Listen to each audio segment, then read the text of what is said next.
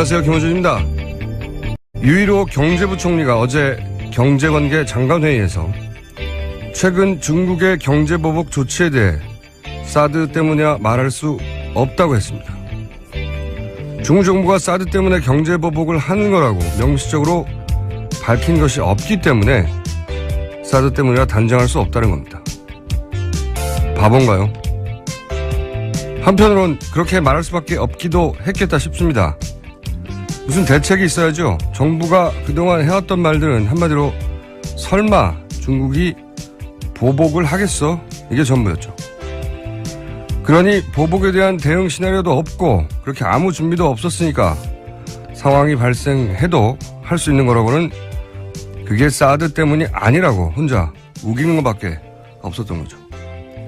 이런 정부에 박 대통령의 능력에 최순실의 이권이 이 나라를 운영해왔다는 걸 생각하면 숨이 턱 막힙니다.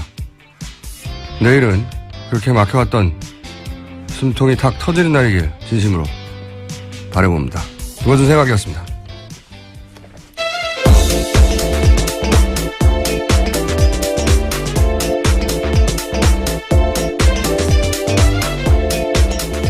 시사인의 김은지입니다. 네. 어제 이어 사드 얘기를 잠깐만 하면 저희가 몇 달 동안 탄핵 얘기만 했기 때문에. 네, 최순실 씨 이야기요. 중국 경제 보복에 대해서 이제 정부 반응이 경제부총리가 그거 사드 때문이라고 할 수 없다고 말할 줄 누가 상상이나 했겠습니까? 저는 이것은 호연직이다, 거의. 모두가 예스라고 할 때 혼자 노라고 하는 호방한 기상. 이런 말을 할 줄 몰랐어요. 이렇게 진짜로 말했단 말이죠. 그렇게 단정할 수가 없다. 저는 정부가 영무가 마땅하다고 생각하는 게 사드 관련해서 그동안 안 한다고 하다가, 안 할 거라고 중국이 하다가. 무역보복을 하지 않는다고요. 실제로 이제 보복이 막 들어오고 롯데 같은 경우는 이제 20개가 넘었잖아요. 영업정지가. 예, 중국에서요. 네. 처음엔 서너 개를 시작하더니 20개가 넘었어요. 근데 그래서 정부가 제일 먼저 얘기했던 대응이 뭐냐면 WTO 제소예요. 네. 네. 세계무역기구. 이게 거짓말이거든요. 거짓말. 어떤 의미의 거짓말이냐면 어제 헌재가 인용하면 국제사법재판소로 가겠다고 했던 수준의 거짓말이에요. 그게 국제사법재판소는 국가 간 분쟁 다루는 데라서 헌재 판결하고 아무 상관이 없다고 받아주지 않는다고 했잖아요. WTO는 이 군사 안보 문제는 예외로 한다고 하고 있어요. 모든 경제조약이 그래요, 원래. 그러니까 WTO로 이 사드 문제를 풀 수 없는 겁니다. 원천적으로. 그러니까 중국이 내린 조치, 자체적으로 내린 조치잖아요. 그게, 우리 안보 때문에 그랬다고 하면 그걸로 끝이에요. 그 FTA도 마찬가지로 경제조약들이 기본적으로 다 똑같아요. 이런 경제조약들은, 돈 문제잖아요. 돈 문제 이전에 이건 우리나라 군사 안보의 문제야. 그럼 예외 조항이에요, 다. 말이 안 되는 거고요. 게다가 중국이 롯데 영업 정지시킨 게 다 자기들 국내법 기준이잖아요. 소방법. 화재, 예, 그런 것들이죠.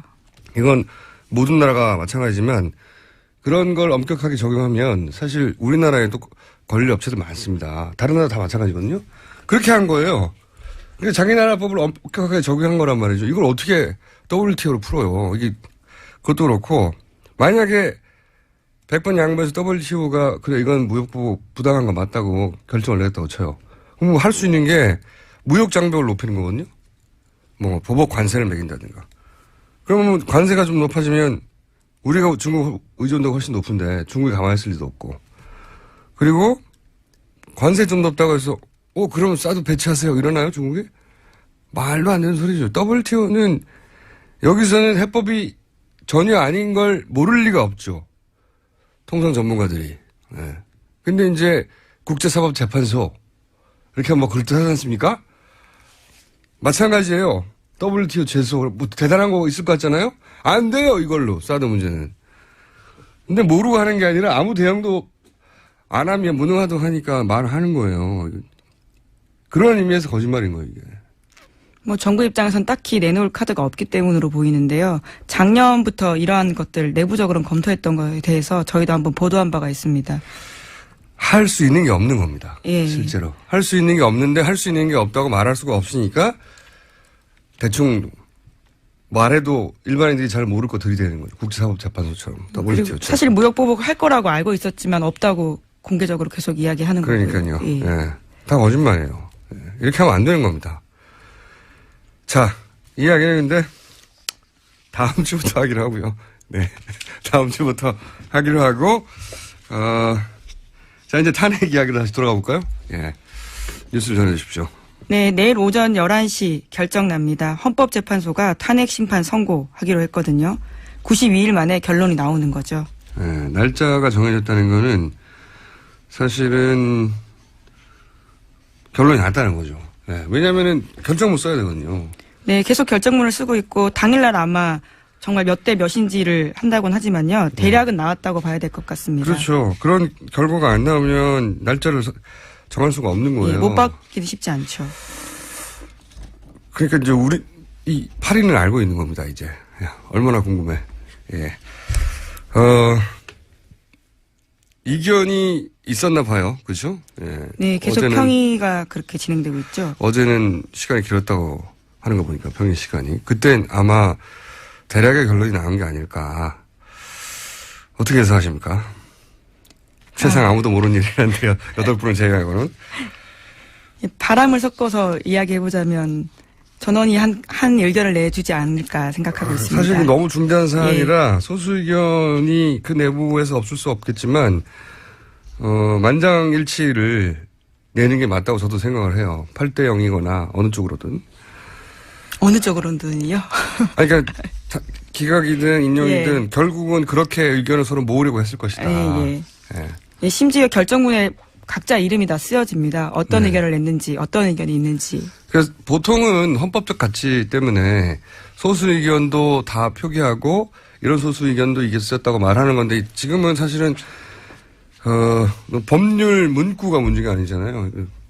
나라의 운명이 결정되는 상황이기 때문에 이견 차이를 좁혀서 어떻게든 한쪽 8대 0으로 어느 한쪽 결정이든 힘을 실리도록 그렇게 결론이 날 가능성이 높지 않을까 저는 생각이 드는데 특히 내일 생중계할 때 판결문 같은 걸 들어보신 적이 있는지 모르겠는데 만약에 이 판결문을 마지막에 얘기해요.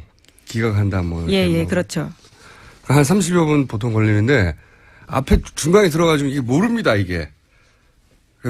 예를 들어서 앞부분을 예를 들면 이러한 사안은 위반이긴 하나 중대한 위반 사항이 아니다. 이런 내용도 있을 수 있어요.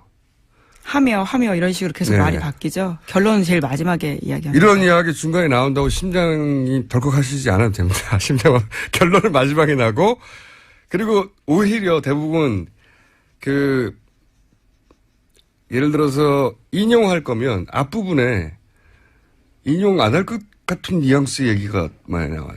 네. 반드시 그런 건 아닌데 판결문들이 보통 만약에 구속될 거면 예를 들어서 이런 거는 법 위반 사항이 아니고 드드득 하다가 그러나 예, 그럼에도 불구하고 그러나 다음에 나오는 거거든요. 예. 거꾸로 앞부분에 인용될 것처럼 이런 거 법 위반 사항이 하다 보면 그럼에도 불구하고 뒤에 이제 기각이 나온. 내일 심장마비가 왔다 갔다 하실 분도 제법 있을 것 같아요. 예. 하지만 마지막까지 들어보셔야 된다. 네. 자, 내일 11시, 대략 한 11시 반쯤이면 이제 전 국민이 알게 되겠네요. 자. 다음 뉴스를 전해주십시오. 네, 동아일보에 이런 보도가 있는데요. 탄핵이 인용될 때 박 대통령은 서울 삼성동 사저를 매각하고요. 경기도 모초로 옮길 방침이다라는 이야기를 하고 있습니다. 네, 원래는 이제 내년 2월에 퇴임이니까 거기에 맞춰서 사저 계획을 잡았다가 만약에 인용되면 이제 바로 가야 되니까 네. 삼성동 사저는 안 된다. 재건축 수준으로 공사하지 않으면 경우가 힘들다라는 건데요. 그런데 바로 옮길 수가 없는 상황인가 봅니다. 그래서 그 중간에 뜨는 시간에는요. 종교시설의 임시거처를 마련하는 방안을 검토하고 있다. 이렇게 새 말하고 사저를 있습니다. 마련해도 거기 경비시설인가 그런 걸 해야 하니까 그 중간에 뜨는 시간은 종교시설에, 이건 노조위원장이 경찰 구속이 부당하다고 해서, 네네. 피신할 때 쓰는 방식인데. 예, 실제로 그랬죠. 민주노총 위원장이 조계사에 들어가 있었고요. 또 명동 성당도 많이 가고요. 네, 전통적으로 이제, 경찰이 안 들어가죠. 종교시설에 들어가죠. 노리신 건가요? 네.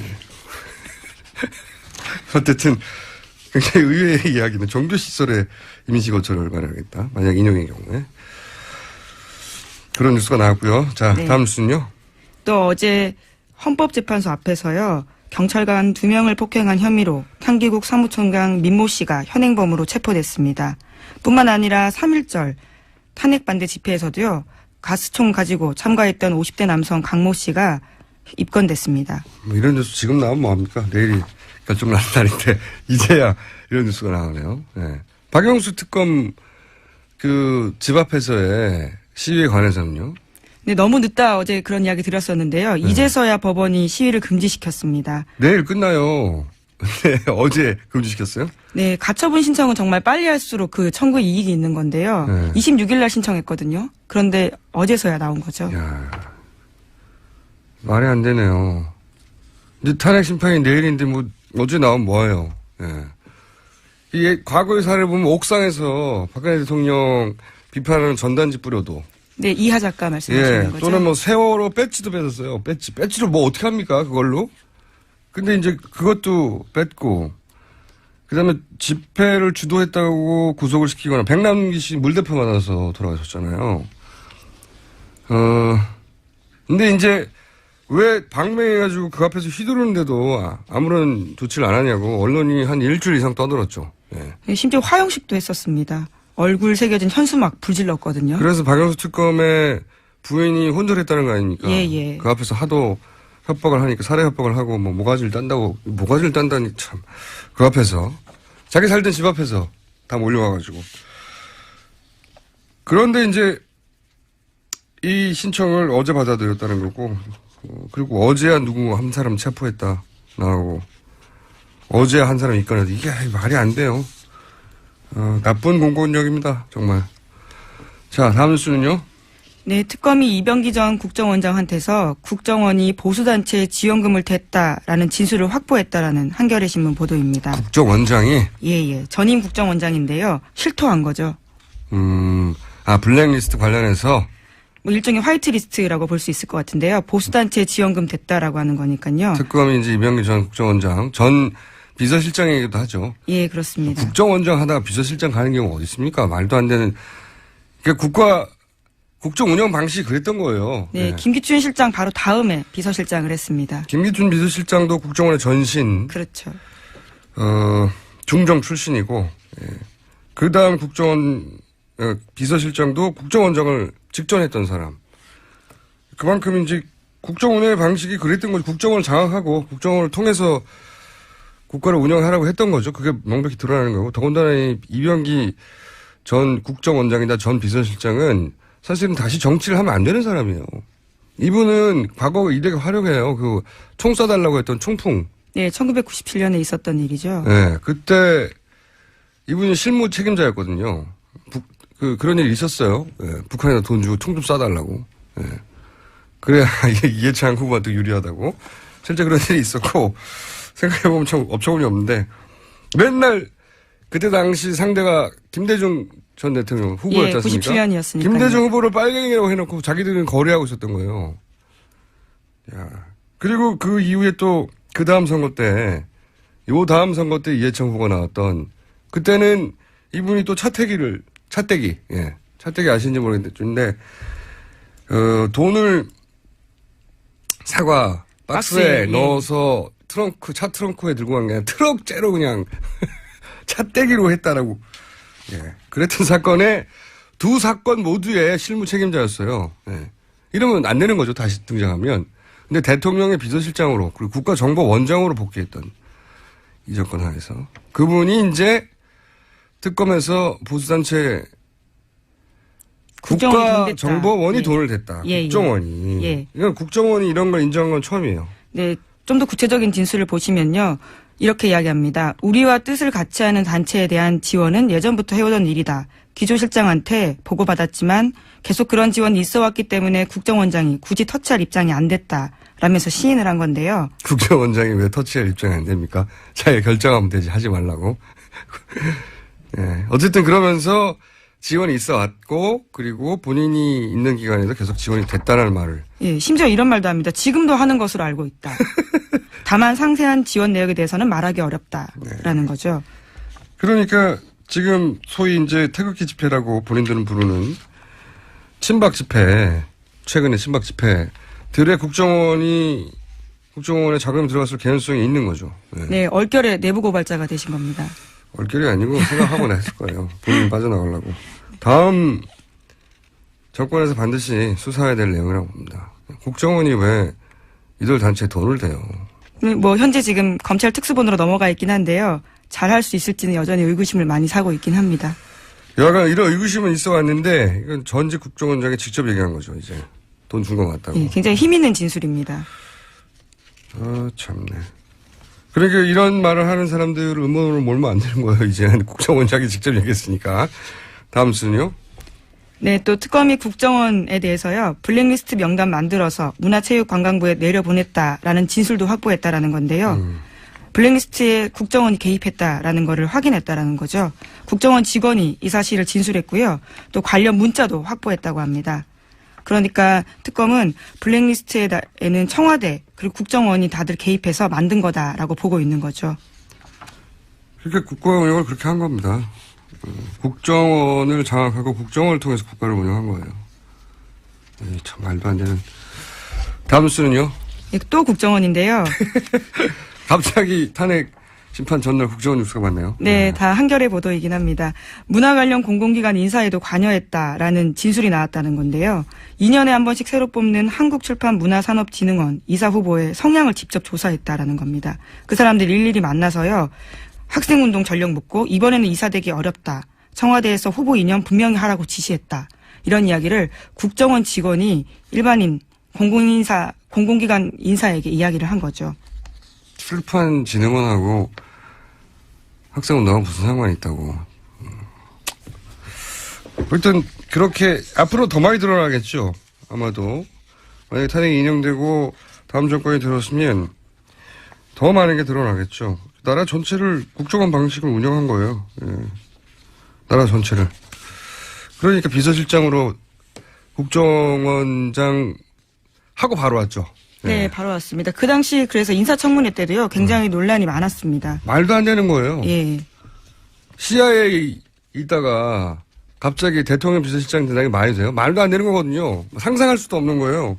근데 여기서는 그만 너무 자연스럽게 그렇게 해왔습니다. 자, 다음 수는요? 네, 특검이 최경희 전 총장이 최순실 씨를 총장 공간에 초대해서 저녁 대접을 하고 학교 구경을 시켜줬다라는 사실을 확인했다라는 TV조선 보도입니다. 친한 사이였네요. 네. 네, 계속 부인하고 있죠. 예, 그리고요. 네, 게다가 최순실 씨가요, 지난해 4월에는 직접 유철균 교수, 우리한테 알려지기로는 이인아라는 필명이죠. 네. 그 교수 찾아가서 유라가 독일에서 인터넷이 안 되니까 강의와 과제를 면제해달라, 이렇게 요구한 바도 있다고 합니다. 아니, 학생이 출석도 안 하고 강의도 면제받고 과제도 면제받으면 뭐 합니까? 이제 남은 게 뭐예요? 점수만 달라는 거죠. 네. 역시 호연직이네요. 네. 아무도 생각할 수 없는 거 아닙니까? 학생인데 출석은 또 안 하고 강의도 안 하고 과제도 안 하고. 네. 심지어 교수를 직접 찾아갔다라는 것도 놀랍고요. 뭐 네. 최순실 씨이긴 하지만 호방한 기상인 예. 거죠. 네. 그리고 독일이 왜 인터넷이 안 돼요? 말이 되는 소리를 해야죠. 루안다 레전 때문에 안 된다 이런 것도 아니고 독일이 인터넷이 안 돼서 호방합니다. 네. 그런데 그렇게 해줬다는 거 아닙니까? 실제로. 그렇죠. 단 한 번도 출석하지 않고 1년 넘게 재학했습니다. 제목 하나 정도 더 읽을 수 있습니다. 네, 특검이 최태민 씨 일가 부정축제 관련해서요. 이번에 확인한 재산만 2,730억 원이라고 하는데요. 특검은 시간이 부족해서 모두 다 확인하지 못했고 검찰로 일을 넘겼습니다. 저도 이번 수사 결과 중에 가장 아쉬운 대목인데 그 최태민 씨의 친아들이자 최순실의 이복 오빠 최재석 씨도 그리고 어제 저희 출연했었는데 이제 최태민 씨 부인 임선희 씨의 친아들. 여기에 좀 가게도 복잡하잖아요. 첫 번째 결혼해서 낳은 최태민 의붓아들이죠. 조순지 씨의 장남 조영래 씨도 그러니까 북의 라인 가족의 증언, 목의 라인 가족 증언 둘 다 일관되게 최순실 일가는 재산이 없었다. 예? 재산이 없었고 박정희 뭉칫돈이 1차로 최태민에게 넘어갔고 그리고 최태민 사망과 함께 그 돈들이 다시 최순실에게 넘어갔고 네. 그 이전에는 전혀 재산이 없었고 이 재산은 그러니까 첫 출발이 박정희의 뭉칫돈이었던 겁니다.